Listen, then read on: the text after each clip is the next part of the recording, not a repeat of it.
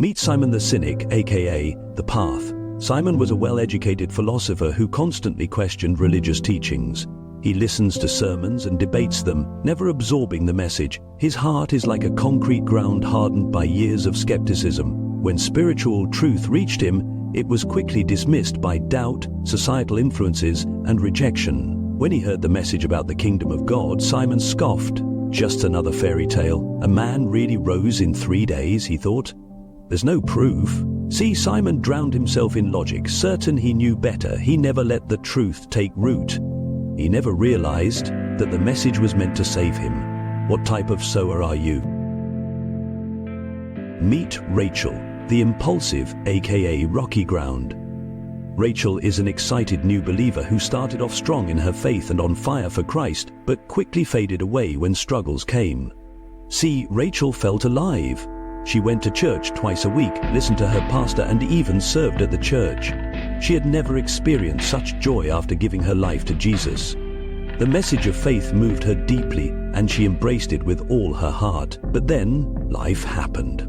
Challenges came. The same friends who loved her mocked her when she was down. Struggles tested her, and just like that, her excitement faded. The problem was that Rachel never knew God for herself. She never read the Word, nor did she have a true relationship with Christ. Without deep roots, her faith withered in the heat of trials and tribulations. She lost faith. She lost her identity. Without a firm foundation, without roots, Rachel was unable to withstand the fire of life. As quickly as happiness came, it quickly faded away. What type of sower are you? Meet Daniel, the distracted worldly Christian, aka Among Thorns.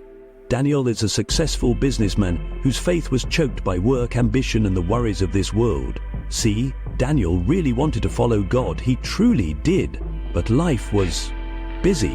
The demands of work were heavy. The weight of expectations was a daily burden. The pursuit of success was his priority.